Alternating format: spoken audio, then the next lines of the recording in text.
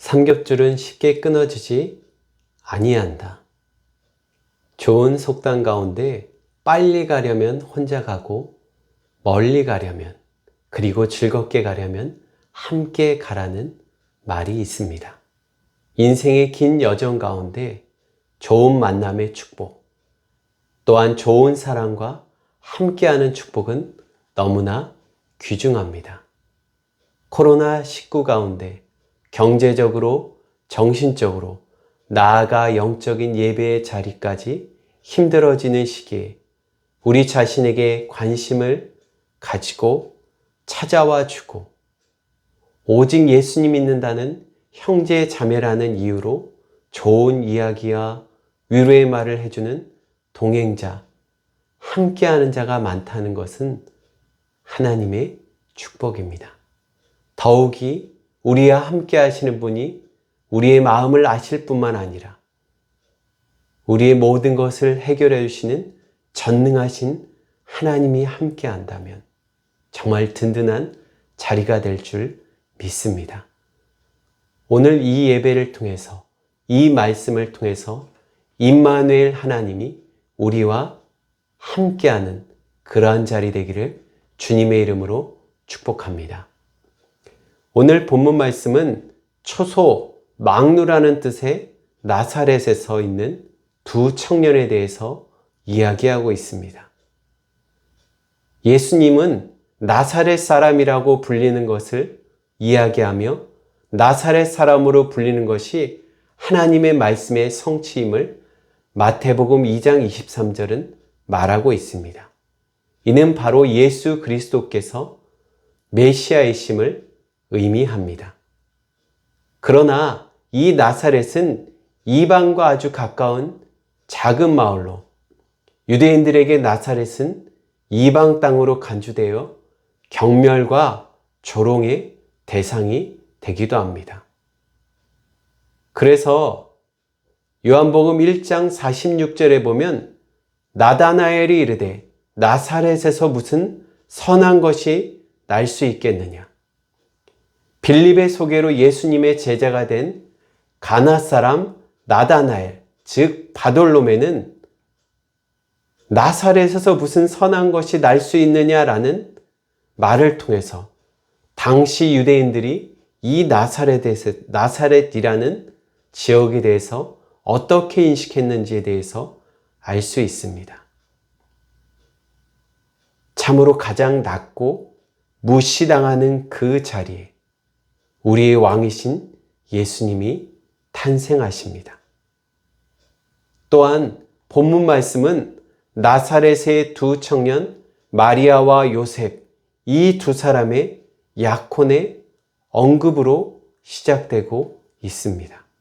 이 두 청년은 유대인의 관습에 따라 결혼을 약속하는 약혼을 통해 정결하고 거룩한 배우자로 준비하고 있었습니다.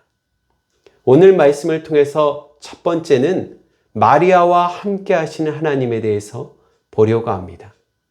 우리가 본 마태복음 1장뿐만 아니라 누가복음 1장 역시 예수님의 탄생에 대해 기록하고 있습니다. 누가복음 1장은 마리아의 상황을 상세히 기록하고 있습니다. 여섯째 달 천사 가브리엘이 갈릴리 나사렛에 사는 다윗의 자손 요셉과 약혼한 처녀 마리아에게 나타납니다. 누가복음 1장 31절에 보면 보라 내가 잉태하여 아들을 낳으리니 그 이름을 예수라 하라 라고 소식을 전합니다. 천사를 본 것도 너무너무 두려운데 이 천사가 나타나 마리아에게 처녀인 자신에게 보라 내가 잉태하여 아들을 낳을 것이다 라고 이야기합니다. 마리아가 얼마나 놀랐겠습니까? 너무너무 두려운 마리아. 우리가 만약에 이 소식을 들었다면 너무너무 깜짝 놀라서 도저히 아무 말도 하지 못했겠죠. 그러나 마리아는 놀랍게도 누가복음 1장 34절에 이렇게 이야기합니다. 나는 남자를 알지 못하는데 어찌 이러한 일이 있겠습니까? 라고 이야기합니다. 즉, 자신은 약혼한 자로 정결하고 하나님 앞에서 거룩한 삶을 살았음을 말하고 있습니다. 하나님을 향해 거룩한 삶을 살아갔던 마리아. 그에게 이 임신 소식은 그야말로 커다란 충격이었습니다. 당시 약혼자의 임신 소식은 간음으로 간주되어 돌에 맞아 사형시키는 법에 처하게 됩니다. 마리아 자신이 이러한 생명의 위협뿐만 아니라 이 작은 시골 마을인 나사렛 동네에 마리아의 가족은 그야말로 신앙의 모든 자존감이 떨어뜨리는 불명예 사건, 모든 가족이 어찌 보면 손가락질 당하는 일 가운데에 있습니다. 마리아는 또한 이러한 상황 가운데 자신은 남자를 알지 못하는 상황 가운데 다시 얘기해서 생물학적으로, 육신적으로 도저히 불가능한 임신 사실에 다시 한번 놀라지 않을 수 없습니다. 그러나 마리아와 함께 하시는 하나님은 천사를 통해 구체적으로 이 말씀을 설명하고 있습니다. 성령으로 잉태된 것이다. 오늘 마태복음 1장 18절, 누가복음 1장 35절에는 성령이 내게 임하고 지극히 높으신 이의 능력이 너를 덮을 것이다. 내가 임신한 것은 하나님의 능력인 성령으로 말미암아 된 것이다 라고 말씀합니다. 나아가 하나님과 함께 하시는, 마리아와 함께 하시는 하나님은 여기서 더 구체적인 예를 드십니다. 바로 요한의 탄생에 대해서 말합니다. 가까운 친족인 엘리사벳, 이 가정은 임신하지 못하던 가정이었는데 이 노년에 임신한 사실을 전하고 있습니다. 그러면서 천사가 마리아에게 이렇게 하나님의 말씀을 전합니다.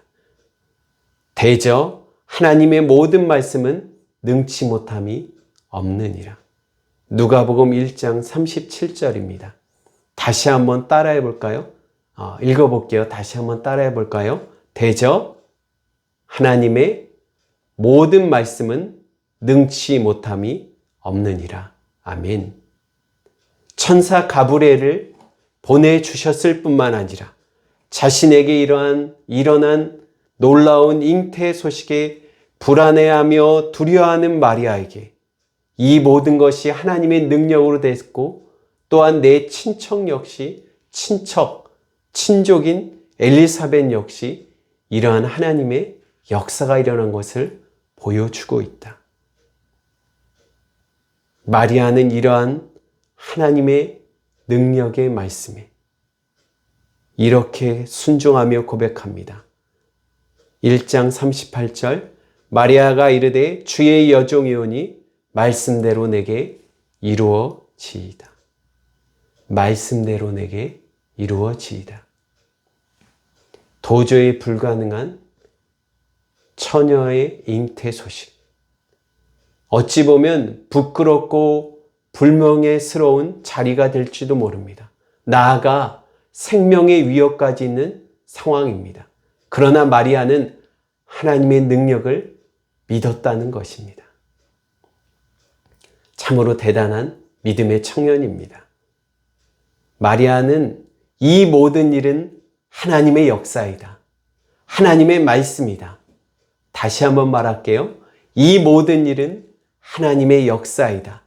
하나님의 말씀이다라는 사실에 마리아는 바로 순종하였다는 것입니다. 오늘도 우리는 매 예배 시작마다 동정녀 마리아에게 나시고 라는 신앙 고백을 합니다. 자신의 생명과 신앙의 명예가 바닥에 떨어지는 상황 가운데도 그것조차 하나님의 뜻임을 들었을 때 청년 마리아는 바로 순종합니다. 오늘도 우리는 수많은 하나님의 말씀을 들을 뿐만 아니라 하나님의 말씀을 더 많이 알고 있습니다. 다양한 미디어와 매체를 통해 언제나 어디서나 말씀을 들을 수 있는 시대입니다. 그러나 순종하기는 너무나 더디하고 있지 않는가? 순종의 자리로 나가는 우리 모두가 되기를 축복합니다. 두 번째는요, 요셉과 함께 하시는 하나님에 대해서 보려고 합니다. 누가복음 1장이 마리아의 상황을 상세히 기록한 것이라면 마태복음 1장은 요셉의 상황을 중심으로 말하고 있습니다. 약혼자 마리아의 임신 소식에 요셉 역시 충격에 빠집니다.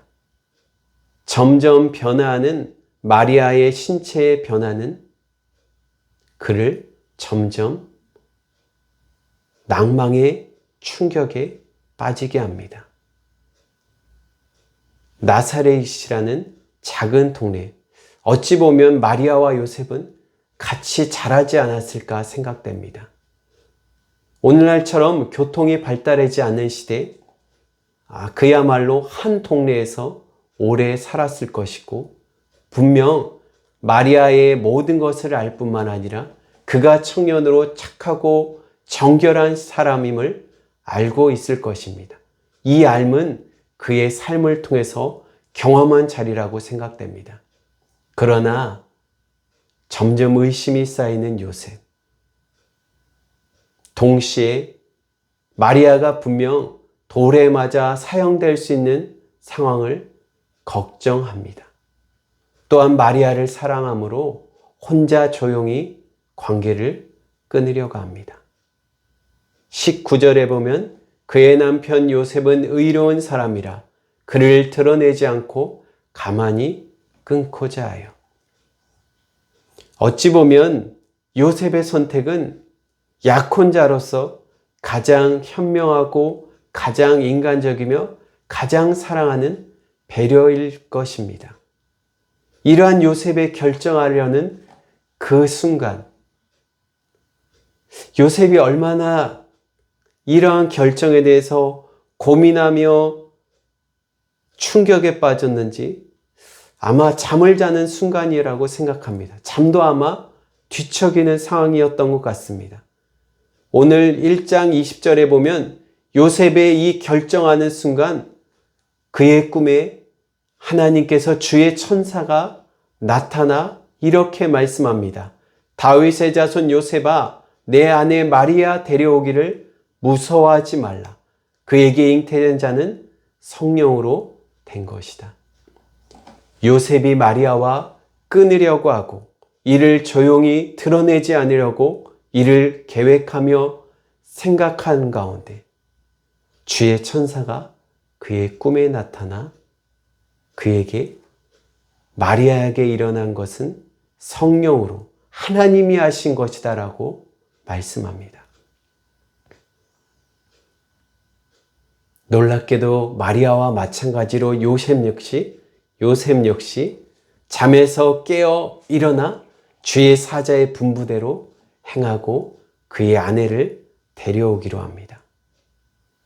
요셉의 두려움, 요셉의 걱정, 요셉의 뒤척이며 잠을 자지 못하는 이 충격 상황 가운데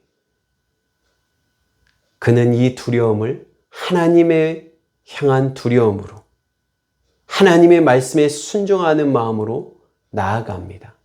더욱이 마음의 변화의 여지를 주지 않고요. 자신이 불순종하는 여지를 주지 않고 그 말씀을 들은 바로 그 순간 하나님의 말씀에 순종하여 마리아를 데려옵니다. 천시받고 무시받는 나사렛 동네의 두 남녀 청년.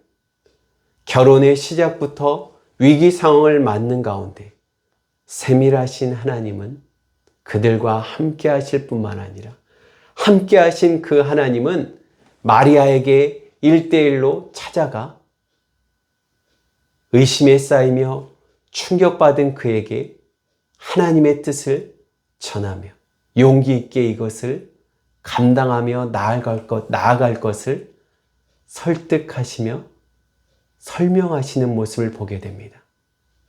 또한 놀랍게도 요셉과 함께 하시는 하나님, 요셉에게 천사를 보내셔서 마리아에게 일어난 것은 하나님께서 하신 일임을 설명하고 있습니다.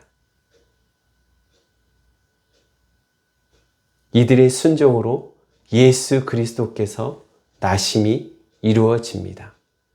온 인류가 죄에 빠져 구원할 자를 찾는 가운데 죄로 인해 삶의 구렁텅이에 좌절하고 공허하며 낙심한 인류에게 자기 백성을 그들의 죄에서 구원할 자, 바로 예수 그리스도의 탄생, 기쁨의 소식, 복음의 소식을 알리는 통로가 되었다는 것입니다.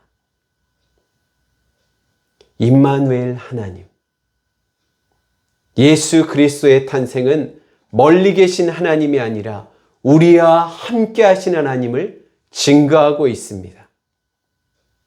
마리아와 요셉의 순종. 이 모든 일은 하나님의 역사이다. 하나님의 말씀이다. 대저 하나님의 말씀은 능치 못한 일이 없다. 하나님께서 나에게 말씀하신다. 이 하나님께 순종하자. 이 하나님의 말씀대로 내게 이루어지기를 소원합니다. 마리아의 고백, 요셉의 순종. 함께 하시는 하나님으로 그들의 충격, 그들의 어찌 보면 도저히 감당할 수 없는 생명에 위협된 상황. 그들은 하나님과 함께 하심으로 이를 이겨나갑니다. 그리고 우리의 신앙 고백 가운데 동정녀 마리아에게 나시고라는 신앙 고백을 통해서 오늘도 믿음의 좋은 선조가 된 것을 보게 됩니다. 함께 하신 하나님, 나와 함께 하시는 하나님으로 담대히 이겨나간 신앙의 선조들처럼 사망이나 기근이나 환난이나 그 어떤 것도 우리와 함께 하시는 하나님의 사랑에서 끊을 수 없다는 믿음의 조상들의 신앙 고백처럼 우리와 함께 하시는 하나님으로 말미암아 이 한 주도 승리하는 자 되기를 축복합니다. 두려워 말라. 하나님이 너와 함께 하심이라. 우리를 사랑하시는 하나님이 오늘도 지금도 당신과 함께 하십니다. 이번 한 주도 주님과 함께 승리하는 하나님의 백성, 하나님의 사람들 되기를 주님의 이름으로 축복합니다. 아멘.